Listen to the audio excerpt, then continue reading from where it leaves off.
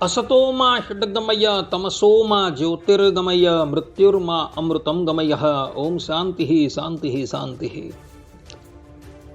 अस्मद्गुरु समारंभां नाथयामून मध्यमां लक्ष्मीवल्लभ पर्यंतां वंदे गुरु परंपरा।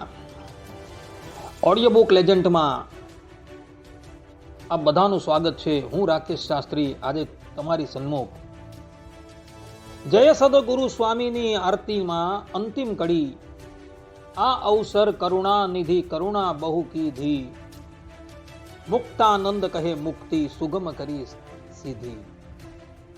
આ કડીની સ્પષ્ટતા કરીશ। તો આપણા સંપ્રદાયમાં દરેક મંદિરોમાં પ્રાતઃ કાળે હોય કે સંધ્યા કાળે હોય એક આરતી ગવાય છે જેનું નામ છે જય સદગુરુ સ્વામી। પ્રભુ જય સદગુરુ સ્વામી। એની અંતિમ કડીમાં મુક્તાનંદ સ્વામી કહે છે કે આ અવસર કરુણા નિધિ કરુણા બહુ કીધી મુક્તાનંદ કહે મુક્તિ સુગમ કરી સીધી। આ પ્રમાણે મુક્તાનંદ સ્વામીએ અંતિમ કડીમાં એવું કહેલું છે કે હે પ્રભુ આ અવસર એટલે આ વખતે આપે ઘણી કરુણા કરેલી છે અને મુક્તિનો માર્ગ અતિશય સરળ બનાવી દીધો છે। અહીં મુક્તાનંદ સ્વામીએ અવસર શબ્દનો પ્રયોગ કરેલો છે। જે અવસર શબ્દનો અર્થ થાય છે આ સમયે ને એના દ્વારા એવો ભાવાર્થ ફલિત થાય છે કે પ્રગટ પ્રમાણ ભગવાન શ્રી હરિ પહેલા પણ આવી ચૂકેલા હતા। પરબ્રહ્મ પરમાત્મા ભગવાન શ્રી હરિ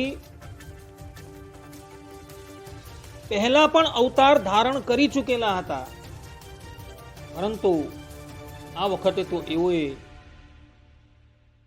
ઘણી કરુણા કરેલી છે। કેટલાક અજ્ઞાનીઓ એવું કહે છે કે વિરાટ નારાયણે 50 વર્ષ પર્યંત તપસ્યા કરી, ત્યારબાદ પ્રગટ પ્રમાણ ભગવાન શ્રી હરિ પહેલી વખત આ બ્રહ્માંડની અંદર પધારેલા છે, પરંતુ એ અજ્ઞાનીઓને ખબર નથી કે આપણી આ વાતનો પરિહાર મુક્તાનંદ સ્વામીએ જય સદગુરુ સ્વામીની આરતીમાં જ કરી દીધો છે। કારણ કે મુક્તાનંદ સ્વામી ગાય છે કે આ અવસર કરુણા નિધિ કરુણા બહુ કીધી મુક્તાનંદ કહે મુક્તિ સુગમ કરી સેવી। એમાં અવસર શબ્દનો પ્રયોગ કરી મુક્તાનંદ સ્વામીએ એવું પ્રતિપાદન કરેલું છે કે પહેલા પણ ભગવાન શ્રી હરિ આવી ચૂકેલા હતા, પરંતુ આ વખતે એઓએ પ્રગટ થઈ મુક્તિનો માર્ગ અતિશય સરળ બનાવી દીધો છે। ભગવાન સ્વામિનારાયણ આ બ્રહ્માંડની અંદર પહેલા પણ આવી ચૂકેલા હતા અને એના પ્રમાણો પુરાણોની અંદર જોવા મળે છે। જેમ કે સ્કંદ પુરાણ, આ સ્કંદ પુરાણમાં જે વૈષ્ણવ ખંડ છે જેમાં વાસુદેવ મહાત્મ્ય આવેલું છે, જેને ભગવાન સ્વામિનારાયણ ગધડા મધ્યના 28મા વચનામૃતમાં પોતાના સ્વમુખે કહે છે કે દવે પ્રાગજીએ કહ્યું કે શ્રીમદ ભાગવત જેવો કોઈ ગ્રંથ નથી। પછી શ્રીજી મહારાજ બોલ્યા કે શ્રીમદ ભાગવત તો સારું જ છે, પણ સ્કંદ પુરાણને વિશે શ્રી વાસુદેવ મહાત્મ્ય છે તે જેવો કોઈ ગ્રંથ જ નથી। કા જે એ ગ્રંથને વિશે ધર્મ જ્ઞાન વૈરાગ્ય અને ભક્તિ તથા અહિંસાપણું એનું અતિશય પ્રતિપાદન કર્યું છે। આ પ્રમાણે ભગવાન સ્વામિનારાયણે સ્કંદ પુરાણમાં રહેલા વાસુદેવ મહાત્મ્યના પોતાના સ્વમુખે વખાણ કરેલા છે તથા સત્સંગી જીવન દ્વિતીય પ્રકરણ દ્વિતીય અધ્યાયના 24મા શ્લોકમાં પણ ભગવાન સ્વામિનારાયણ કહે છે કે શ્રી વાસુદેવ મહાત્મ્યાત સતુ જ્ઞેય ઇતિ સ્વયં સ્વામ્યેવોચેત તત્તસ્માદ બોદ્ધવ્યસ તત્વતશ્ચ સહ. અર્થાત કે શ્રી હરિ કહે છે કે હે ભક્તો, કે ઉક્ત સ્વધર્મ તો શ્રી વાસુદેવ મહાત્મ્ય થકી જાણો. આ પ્રમાણે ભગવાન સ્વામિનારાયણે પોતાના સ્વમુખે એવું કહ્યું છે કે ભાગવત ધર્મ તો વાસુદેવ મહાત્મ્ય થકી જાણો. તથા અન્ય સ્થાને પણ ભગવાન સ્વામિનારાયણે કહ્યું છે કે આ વાસુદેવ મહાત્મ્ય તો અમારા ઉદ્ધવ સંપ્રદાયનું મૂળ છે. આ પ્રમાણે ભગવાન સ્વામિનારાયણે પોતાના સ્વમુખે સ્કંદ પુરાણમાં રહેલા વાસુદેવ મહાત્મ્યના વખાણ કરેલા છે. હવે આ સ્કંદ પુરાણ એ કયા કલ્પની લીલા છે?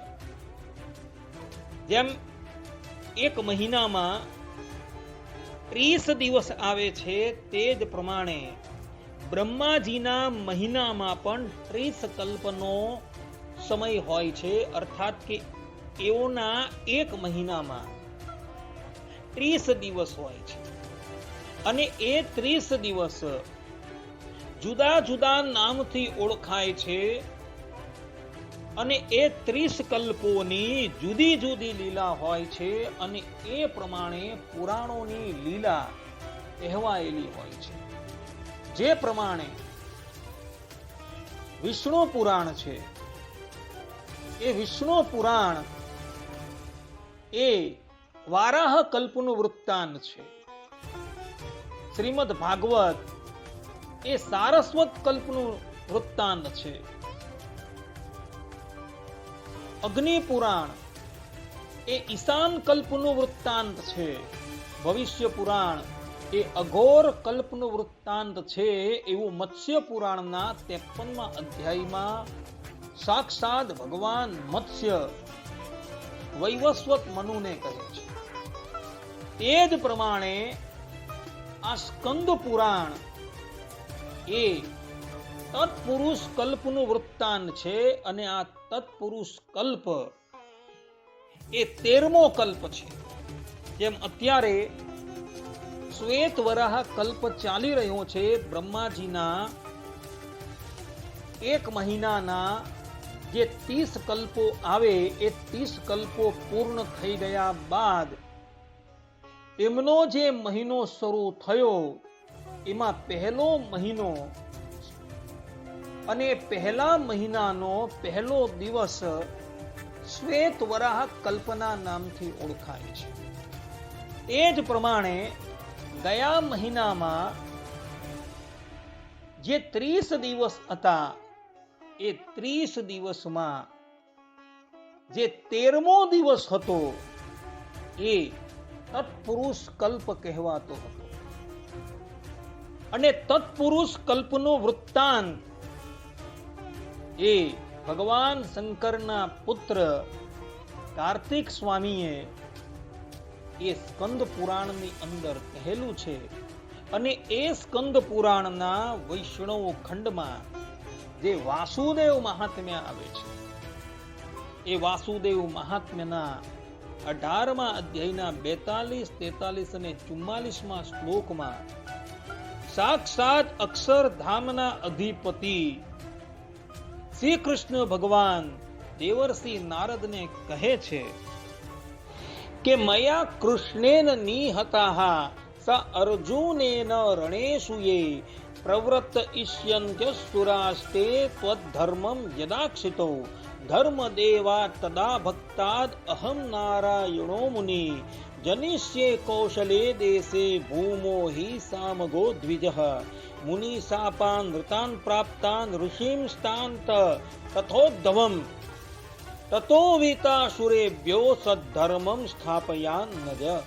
અર્થાત કે અર્જુને સહિત મેં શ્રી કૃષ્ણે યુદ્ધમાં જે અસુરોને માર્યા હતા, એ અસુરો જ્યારે પૃથ્વી પર અધર્મને પ્રવર્તાવશે ત્યારે પૃથ્વી પર કૌશલ દેશમાં ભક્ત ધર્મદેવની પત્ની ભક્તિમાં સામવેદી બ્રાહ્મણ કુળમાં હું નારાયણ મુનિ નામ ધારણ કરી પ્રગટ થઈશ. હે તાત, હે અજ, ત્યાર પછી દુર્વાસા મુનિના શાપ થકી મનુષ્યત્વને પામેલા ઋષિઓનું તથા ઉદ્ધવનું અસુરો થકી રક્ષણ કરીશ અને સદ્ધર્મની સ્થાપના કરીશ. અને આ સ્કંદ પુરાણ એ તત્પુરુષ કલ્પની લીલા છે એવું મત્સ્ય પુરાણમાં 53મા અધ્યાયના 41 અને 42મા શ્લોકમાં મત્સ્ય ભગવાન પોતાના સ્વમુખે કહે છે. ત્યાં મત્સ્ય ભગવાન કહે છે કે યત્ર માહેશ્વરાન ધર્માન અધિકૃત્ય ચ ષણમુખાઃ કલ્પે તત્પુરુષે વૃત્તમ ચરિતે રૂપ બૃંહિતમ સ્કાંદમ નામ પુરાણમ વૈ તદેકાશીતિ ગદ્યતે સહસ્રાણી શતમ ચૈક મિતિ મત્સ્યેષુ ગદ્યતે.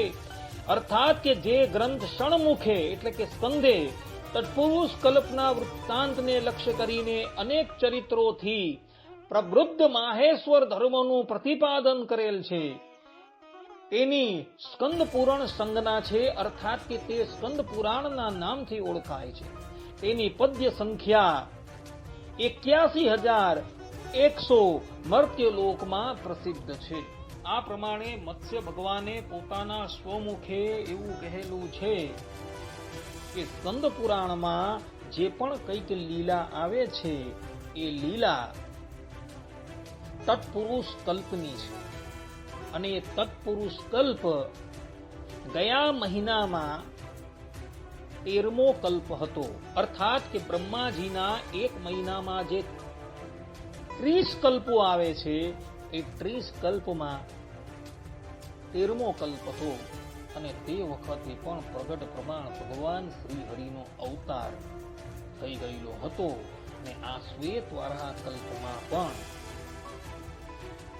પરબ્રહ્મ પરમાત્મા ઘોર કલી કાલમાં નારાયણ મુનિ નામ ધારણ કરીને પાછા પ્રગટ થયા છે. એટલે પેલા જે અજ્ઞાનીઓ એવું કહી રહ્યા છે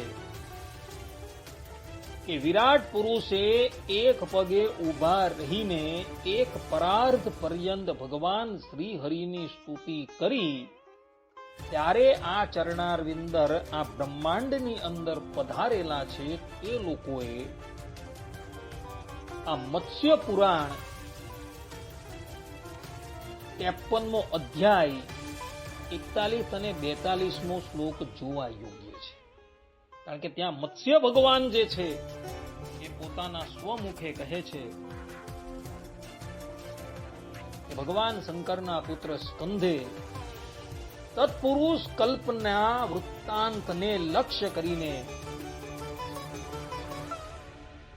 માહેશ્વર ધર્મોને કહેલા છે. અને આ તત્પુરુષ કલ્પ આજ મત્સ્ય પુરાણના 53મા અધ્યાયમાં 13મો કલ્પ બતાવેલો છે. જે લોકોએ જોવું હોય ને એ લોકો મત્સ્ય પુરાણ જોવે, એમાં આ વાત લખેલી છે. હવે આપણે બધા શ્રીમદ ભાગવતની વાત કરીએ તો મત્સ્ય પુરાણના 53મા અધ્યાયમાં ભગવાન મત્સ્યએ આ શ્રીમદ ભાગવતની લીલા જે છે એ સારસ્વત કલ્પની કહેલી છે. ભલે મત્સ્ય ભગવાને શ્રીમદ ભાગવતની લીલા સારસ્વત કલ્પની કહી હોય, પરંતુ શ્રીમદ ભાગવતના વક્તા અને શ્રીમદ ભાગવતના રચયિતા શ્રી કૃષ્ણ દ્વૈપાયનજી અને સુખદેવજી મહારાજ એવું કહે છે કે આ શ્રીમદ ભાગવતની લીલા એ પાદ્મોદ્ભવ કલ્પની લીલા છે. જેમ સુખદેવજી મહારાજ શ્રીમદ ભાગવતના દ્વિતીય સ્કંદના 10મા અધ્યાયના 47મા શ્લોકમાં કહે છે કે પરિમાણમ ચ કાલસ્ય કલ્પ લક્ષણ વિગ્રહમ યથા પુરષ્ટાદ વ્યાખ્યાસ્યે પાદ્મમ કલ્પમથો શૃણો. અર્થાત કે હે પરીક્ષિત, કાળના પરિમાણનું તથા કલ્પ અને તેની અંતર્ગત મન્વંતરોનું વર્ણન આગળ ઉપર કહીશ. હવે તમે પાદ્મ કલ્પનું વર્ણન સાવધાન થઈને સાંભળો. આ પ્રમાણે કહી સુખદેવજી મહારાજે અહીંથી પરીક્ષિત મહારાજને શ્રીમદ ભાગવતની કથા કહેવાનો આરંભ કરેલો છે અને એમાં સ્પષ્ટ રૂપે કહેલું છે કે તમે પાદ્મ કલ્પનું વર્ણન શ્રવણ કરો. અને પછી સુખદેવજી મહારાજે પાદ્મ કલ્પમાં ભગવાન શ્રી કૃષ્ણની જે લીલાઓ થઈ હતી એ બધી જ લીલાઓનું વર્ણન આ શ્રીમદ ભાગવતની અંદર કરેલું જોવા મળે છે. અને આ જ શ્રીમદ ભાગવતના 10મ સ્કંદના 50મા અધ્યાયના 10મા શ્લોકમાં ભગવાન શ્રી કૃષ્ણ બળદેવજી અગાડી પ્રતિજ્ઞા કરતા કહે છે કે અન્યોપી ધર્મ રક્ષાયૈ દેહ સંભ્રીયતે મયા વિરામાયપ્ય ધર્મસ્ય કાલે પ્રભવતઃ ક્વચિત. અર્થાત કે સમયે સમયે ધર્મની રક્ષા માટે અને વધી રહેલા અધર્મને રોકવા માટે હું બીજો પણ અવતાર ધારણ કરીશ. તથા શ્રીમદ ભાગવતના 11 સ્કંદના 5મા અધ્યાયના 38મા શ્લોકમાં યોગેશ્વરો કહે છે કે કૃતાદિષુ પ્રજારાજન કલા વિચ્છન્તિ સંભવમ કલો ખલુ ભવિષ્યંતિ નારાયણ પરાયણાઃ. અર્થાત કે રાજન સતયુગ વગેરેમાં ઉત્પન્ન થયેલા લોકો પણ તેમનો જન્મ કલિયુગમાં થાય એવી કામના કરે છે. કેમ કે કલિયુગમાં ક્યાંક ક્યાંક ભગવાન નારાયણના શરણાગત અને તેમના આશ્રયમાં રહેવાવાળા અનેક ભક્તો થશે. આ પ્રમાણે આ બંને શ્લોકની ટીકામાં સદગુરુ ગોપાળાનંદ સ્વામી પોતે લખી રહ્યા છે કે યુદ્ધાર્થે મથુરા આવેલા જરાસંધની સાથે સંગ્રામ સમયે શ્રી કૃષ્ણે પોતાના અવતારનું પ્રયોજન વિચારતા અન્યોપી ધર્મ રક્ષાયૈ એમ બીજા અવતાર ધારણનો નિશ્ચય કર્યો છે. એ જ અવતારને આ શ્લોકથી અર્થાત કે કૃતાદિષુ પ્રજારાજન આ શ્લોકથી જણાવવા અને બીજું પણ કળીનું મહાત્મય ભગવાન શ્રી કૃષ્ણ કહે છે. આવું પ્રતીક આપીને કલૌ એકાંતિક ધર્મ રક્ષાર્થમ શ્રી કૃષ્ણો નારાયણ મુનિ નામના ભક્તિ ધર્માત્મજો ભવિષ્યતિ. અર્થાત કે કલિયુગમાં એકાંતિક ધર્મની રક્ષા માટે શ્રી કૃષ્ણ નારાયણ મુનિ નામથી ભક્તિ ધર્મના પુત્રપણે પ્રગટ થશે. અગાડી સદગુરુ ગોપાળાનંદ સ્વામી લખે છે કે શ્રી કૃષ્ણેન ધર્મ જ્ઞાન વૈરાગ્ય સહિત એકાંતિકી ભક્તિર ઉદ્ધવમ પ્રત્યુક્તા સતુ અત્રાગત રામાનંદાખ્યોદ્ધવ સહિતેન ભક્તિ ધર્મસૂતેન શ્રી નારાયણ મુનિ નૈવાત્ર પ્રવર્તિતા ન ત્વ અન્યૈ અતો દેહ સંભ્રીયતે મયા ઇત્યેક વચનેન પ્રોક્તઃ શ્રી નારાયણ મુનિરેવ સ્વયં શ્રી કૃષ્ણ. અર્થાત કે શ્રી કૃષ્ણએ ધર્મ જ્ઞાન વૈરાગ્ય સહિત એકાંતિકી ભક્તિ ઉદ્ધવજી પ્રત્યે કહી હતી. એ તો અહીં આવેલા રામાનંદ નામના ઉદ્ધવજીએ સહિત એવા ભક્તિ ધર્મસૂત શ્રી નારાયણ મુનિએ જ અહીં પ્રવર્તેવી છે, પણ બીજાએ નહીં. માટે દેહ સંભ્રીયતે મયા આ એક વચનથી કહેલા નારાયણ મુનિ સ્વયં શ્રી કૃષ્ણ છે. આ પ્રમાણે ટીકાની અંદર સદગુરુ ગોપાળાનંદ સ્વામીએ આ પ્રકારના વાક્યો લખેલા છે. અને આ પ્રમાણેના વાક્યો લખી સદગુરુ ગોપાળાનંદ સ્વામી એવું કહી રહ્યા છે કે દેવકી નંદન શ્રી કૃષ્ણ ભગવાન જ ધર્મનંદન હરિકૃષ્ણ મહારાજ અર્થાત કે નારાયણ મુનિ રૂપે પ્રગટ થયા છે. જે પાદ્મોદ્ભવ કલ્પમાં શ્રી કૃષ્ણ ભગવાન દેવકી નંદન તરીકે પ્રગટ થયા હતા, એ જ શ્રી કૃષ્ણ ભગવાન એ જ પાદ્મોદ્ભવ કલ્પમાં નારાયણ મુનિ નામ ધારણ કરીને પ્રગટ થયા. અને અત્યારે શ્વેત વરાહ કલ્પ ચાલી રહ્યો છે. અને એ શ્વેત વરાહ કલ્પની અંદર પણ અનંત કોટી બ્રહ્માંડ નાયક પરબ્રહ્મ પરમાત્મા શ્રીમદ નારાયણ ભગવાન મથુરામાં શ્રી કૃષ્ણ રૂપે પ્રગટ થયા હતા. અને ત્યારબાદ એવો પુનઃ ઘોર કલિકાલમાં એકાંતિક ધર્મની સ્થાપનાને અર્થે પુનઃ વિક્રમ સંવત 1837 ચૈત્ર શુક્લ 9મીના દિવસે છપૈયાની અંદર પ્રગટ થયા. આ પ્રમાણે ભક્તો આ પુરાણોના વચનો પરથી એ વાત સિદ્ધ થાય છે કે પ્રગટ પ્રમાણ ભગવાન શ્રી હરિ પ્રથમ વખત નહીં પરંતુ ત્રીજી વખત અને વધારે શુદ્ધ રીતે કહીએ તો ચોથી વખત આ બ્રહ્માંડની અંદર પધારેલા છે. સર્વપ્રથમ સ્કંદ પુરાણની લીલા જે તત્પુરુષ કલ્પની લીલા છે એ વખતે ભગવાન શ્રી હરિ પધારેલા.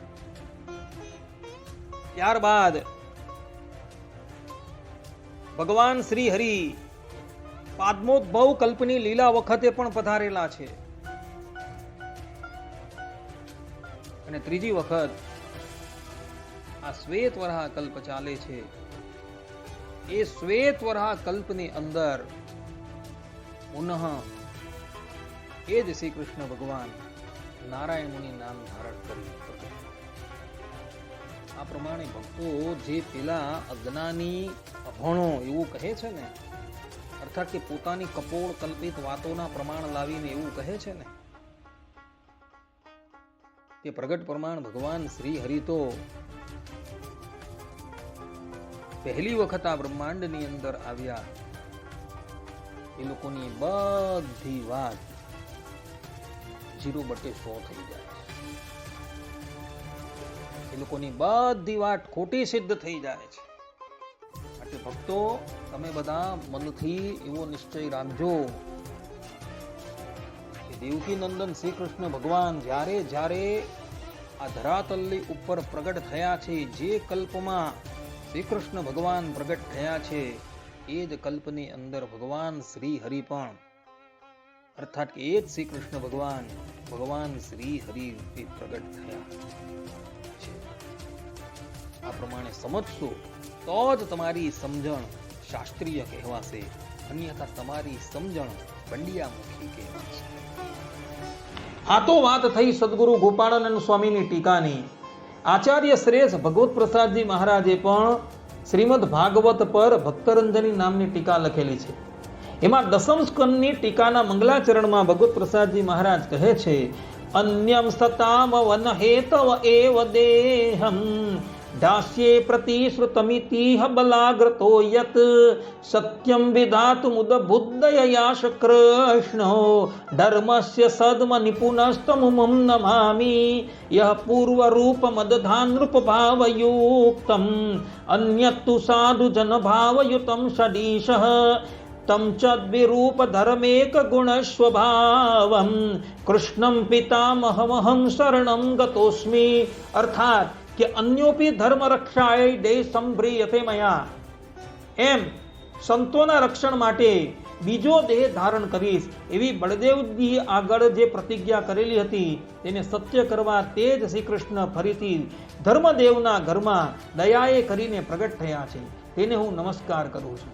જે શ્રી કૃષ્ણએ એક રાજસ ભાવવાળું પૂર્વરૂપ અને સાધુ ભાવવાળું બીજું રૂપ ધાર્યું છે, તે બે રૂપ ધરનારા અને એક જ ગુણ સ્વભાવવાળા પિતામહ શ્રી હરિકૃષ્ણના શરણને હું ભગવત પ્રસાદજી પામ્યો છું. આ પ્રમાણે આ મંગલાચરણમાં ભગવત પ્રસાદજી મહારાજે એવી વાત કરેલી છે કે શ્રી કૃષ્ણ છે તે જ શ્રી હરિ છે અને શ્રી હરિ છે તે જ શ્રી કૃષ્ણ ભગવાન છે.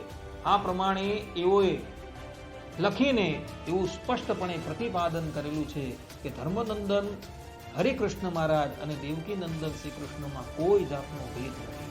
એ જ ભગવત પ્રસાદજી મહારાજ શ્રીમદ ભાગવતના દસમ સ્કંદના 90મા અધ્યાયના 50મા શ્લોકના મંગલાચરણમાં કહે છે કે ધર્માંગ ભૂર ધર્મ પર સદીશ શ્રી સ્વામિનારાયણ નામધારી કૃષ્ણ અવતારો ધરણી તલા દ્યો અધર્મમ સમૂલમ જયતી હરંગ વૈ. આ પ્રમાણે લખી ભગવત પ્રસાદજી મહારાજ અહીં પણ સ્વામિનારાયણ સાથે શ્રી કૃષ્ણ અવતારની સ્પષ્ટપણે અભિન્નતા પ્રતિપાદન કરે છે. તે જ પ્રમાણે શ્રીમદ ભાગવતના દસમ સ્કંદના પ્રથમ અધ્યાયના 3જા શ્લોકની ટીકામાં ભગવત પ્રસાદજી મહારાજ કહે છે, તદ અવતાર દ્વય સત્વેન પૂર્વ અવતાર કૃષ્ણ ચરિતાની ભવિષ્યતો દ્વિતીયસ્ય તદ અવતાર ચરિતાની. આવા પદો લખીને અહીં ભગવત પ્રસાદજી મહારાજ એવું કહી રહ્યા છે કે શ્રી કૃષ્ણ ભગવાન જે છે એ પુનઃ ધર્મનંદન હરિકૃષ્ણ મહારાજ રૂપે પ્રગટ થયા. એટલે શ્રી કૃષ્ણ ભગવાનના બે અવતાર થયા છે. પ્રથમ અવતાર જે છે એ દ્વાપર અને કલીની સંધિમાં મથુરામાં થયો છે, અને બીજો અવતાર જે છે એ ઘોર કલી કાળમાં વિક્રમ સંવત 1837 ચૈત્ર શુક્લ દસમીના દિવસે એવો છપૈયા નામના ગામમાં ધર્મદેવ અને ભક્તિ માતા થકી હરિકૃષ્ણ નામ ધારણ કરીને પ્રગટ થયા. આ પ્રમાણે અહીં પણ ભગવત પ્રસાદજી મહારાજ એવું કહી રહ્યા છે કે ધર્મનંદન હરિકૃષ્ણ મહારાજ અને દેવકી નંદન શ્રી કૃષ્ણ ભગવાન એ બંને એક જ છે. શ્રીમદ ભાગવતના 10મ સ્કંદના દ્વિતીય અધ્યાયના 28મા શ્લોકની ટીકામાં ભગવત પ્રસાદજી મહારાજ કહે છે કે કૃષ્ણ હરિકૃષ્ણ યોર એકા અવતારત્વાચ, અર્થાત કે દેવકી નંદન શ્રી કૃષ્ણ ભગવાન છે અને ધર્મનંદન હરિકૃષ્ણ મહારાજ છે એ એક જ અવતાર છે, પરંતુ એ ભિન્ન ભિન્ન અવતાર નથી. બંને અવતાર એક જ સમજવાના છે. આ પ્રમાણે કહી વસુદેવ સુત શ્રી કૃષ્ણ ધર્મ સુત શ્રી હરિકૃષ્ણ રૂપે પુનઃ પ્રગટ થયા છે એવું ભગવત પ્રસાદજી મહારાજ કહે છે. હવે ભગવત પ્રસાદજી મહારાજે પણ આ ભાગવતની ટીકા કરેલી છે. એ ભાગવત જે છે એ પાદ્મોદ્ભવ કલ્પનું છે, અને એ પાદ્મોદ્ભવ કલ્પમાં પણ શ્રી કૃષ્ણ ભગવાન દેવકી અને વસુદેવ થકી જન્મ લેતા હતા, અને એ કલ્પમાં જ એક શ્રી કૃષ્ણ ભગવાન ઘોર કલી કાલમાં ધર્મદેવ અને ભક્તિ માતા થકી પણ જન્મ લેતા હતા એવું ભગવત પ્રસાદજી મહારાજ અહીં કહે છે. અને અત્યારે શ્વેત વરાહ કલ્પ ચાલે છે, અને આ શ્વેત વરાહ કલ્પની અંદર પણ એ જ શ્રી કૃષ્ણ ભગવાન દ્વાપર અને કલીની મધ્યમાં વસુદેવ અને દેવકી થકી મથુરાની અંદર પ્રગટ થયા, અને પુનઃ એ જ શ્રી કૃષ્ણ ભગવાન ઘોર કલી કાલમાં છપૈયા નામના ગામમાં ધર્મદેવ અને ભક્તિ માતા થકી હરિકૃષ્ણ નામ ધારણ કરીને પ્રગટ થયા. આ પ્રમાણે ભગવત પ્રસાદજી મહારાજે પણ એવું કહેલું છે કે પ્રગટ પ્રમાણ હરિકૃષ્ણ મહારાજ એક વખત નથી આવેલા, પરંતુ એકો 3 વખત આવેલા છે. પ્રથમ એવો તત્પુરુષ કલ્પની અંદર પ્રગટ થયા હતા, બીજી વખત પાદ્મોદ્ભવ કલ્પની અંદર પ્રગટ થયા હતા, અને ત્રીજી વખત એવો આ શ્વેત વરાહ કલ્પની અંદર પ્રગટ થયા છે. એનું કારણ ભાગવત જે છે એ પાદ્મોદ્ભવ કલ્પની લીલા છે, અને સ્કંદ પુરાણની અંદર જે પણ કંઈક લીલા લખાય છે એ બધી જ લીલા તત્પુરુષ કલ્પની લીલા છે, અને અત્યારે શ્વેત વરાહ કલ્પ ચાલે છે. એટલે જે પેલા બંડિયાઓ, ખૂણિયાઓ, અજ્ઞાનીઓ એવું કહે છે ને કે ભગવાન સ્વામિનારાયણ તો આ બ્રહ્માંડની અંદર પ્રથમ વખત આવેલા છે, એ મહામૂર્ખાઓએ આ ટીકાના વચનો જે છે એ ધ્યાનપૂર્વક અવલોકન કરવા યોગ્ય છે. અજ્ઞાનીઓએ આ ટીકાઓની અંદર જે પણ કંઈક લખાયેલું છે એ ધ્યાનપૂર્વક અવલોકન કરવા યોગ્ય છે. જે લોકોએ આ સંબંધમાં કંઈ પણ જાણવું હોય તે લોકો ભગવત પ્રસાદજી મહારાજ કૃત ભક્તરંજની ટીકા અને સદગુરુ ગોપાળાનંદ સ્વામી કૃત શ્રીમદ ભાગવતની ટીકા જોઈ લઈએ. એ બંને ટીકાઓ 16 ભાગવત વિદ્યાપીઠ થકી છપાઈને પ્રકાશિત થયેલી છે. માટે ભક્તો, તમે બધા તમારા મનની અંદર એવો નિશ્ચય કરી લેજો કે દેવકી નંદન શ્રી કૃષ્ણ ભગવાન છે તે જ ધર્મનંદન હરિકૃષ્ણ મહારાજ છે. અને જ્યારે જ્યારે દેવકી નંદન શ્રી કૃષ્ણ ભગવાન આ ધરાતલની ઉપર અવતાર ધારણ કરે છે ત્યારે એવો ઘોર કલી કાલમાં પુનઃ હરિકૃષ્ણ નામ ધારણ કરીને પ્રગટ થાય છે અને થાય છે, જેના પ્રમાણો મેં તમારી સમક્ષ રજૂ કરેલા છે. આટલું કહીને હું મારી વાણીને અહીં વિરામ આપું છું. સર્વે સંતુ નિરામયઃ, સર્વે સુખીનો ભવંતુ, સર્વે ભદ્રાણી પશ્યંતુ, મા કશ્ચિદ દુઃખ ભાગ ભવેત. અસ્તુ. જય સ્વામિનારાયણ.